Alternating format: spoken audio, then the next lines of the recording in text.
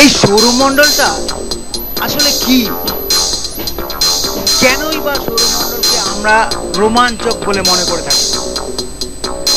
সৌরমণ্ডল হলো সূর্য ও সূর্যকে ঘিরে আটখানা গ্রহের নিরন্তর ঘুরতে থাকা, আরও সব ধুঁয়ো ধুলো ছোট বড় পাথর থেকে শুরু করে কণাগ্রহ আর উপগ্রহদের পরিক্রমা করা।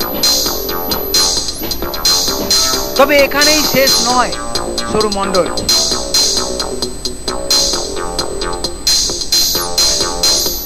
আটখানা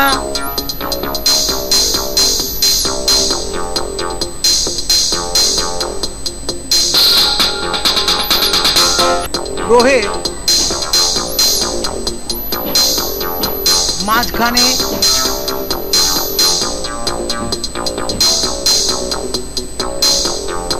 থাকা একটা ক্ষুদ্র গ্রহ বেল্টের অপরিসীম কৃতিত্ব অনন্য এই সৌরমণ্ডলে।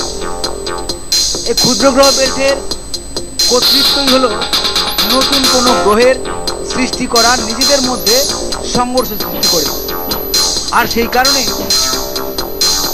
সৌরমণ্ডলের সবচাইতে বিশাল আকৃতির গ্রহ বৃহস্পতি তার নিজের গুরুত্বাকর্ষণ শক্তির সাহায্যে ওই ক্ষুদ্র গ্রহ বেল্টকে ওই ক্ষুদ্র গ্রহ বেল্টে নিয়মিত ও অনিয়মিত রয়ে থাকতে বাধ্য করে ক্ষুদ্র গ্রহ, ধূমকেতু ও মিটেওরাইটদের। সেই জন্যেই ক্ষুদ্র গ্রহ বেল্ট মঙ্গল গ্রহ আর বৃহস্পতি গ্রহের মাঝখানে গতিমুখর হলেও স্থির গতিতে ঘূর্ণন করতে বাধ্য হয়। ক্ষুদ্র গ্রহ বেল্ট বুধ, শুক্র, পৃথিবী, মঙ্গল গ্রহদের পরে আর বৃহস্পতি, শনি, ইউরেনাস, নেপচুন গ্রহদের আগে স্থিত রয়েছে। বুধ থেকে মঙ্গল অবধি সূর্য থেকে দূরত্ব 150 মিলিয়ন মাইলের ভিতরে, কিন্তু বৃহস্পতি গ্রহ সূর্য থেকে 484 মিলিয়ন মাইল দূরে। বাকি নেপচুন অবধি সূর্য থেকে 900 মিলিয়ন মাইলের দূরে। অর্থাৎ সূর্য থেকে মঙ্গল অবধি যতটা দূরত্ব, সেই দূরত্বেরও অধিক দূরে বৃহস্পতি থেকে শনির অবস্থান। আবার ঠিক তেমনি দূরত্বই শনি থেকে ইউরেনাসের মধ্যবর্তী দূরত্ব, তেমনি ইউরেনাস থেকে নেপচুনের মধ্যবর্তী দূরত্ব।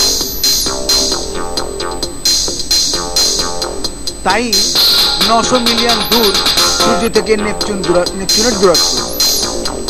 অথচ মাত্র 150 মিলিয়ন মাইল সূর্য থেকে মঙ্গল পর্যন্ত দূরত্ব। এতটাই বৃহৎ ওই বৃহস্পতি, শনি, ইউরেনাস, নেপচুন গ্রহগুলো। আরও ওই নেপচুন গ্রহ ঠিক সেইখানেই অবস্থিত, সেই জায়গাটাকে কুইপার বেল্ট বলে।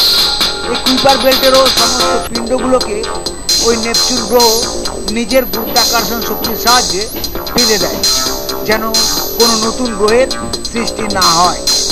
আর আমাদের এই সৌরমণ্ডল কেন এত রোমাঞ্চক, তার তো সহজ উত্তর। তা হলো পৃথিবীতে জীবনের উদ্ভব। আর এই জীবনের মধ্যে সবচাইতে প্রধান চরিত্রটাই তো আমরা মানুষরা, বন্ধুরা।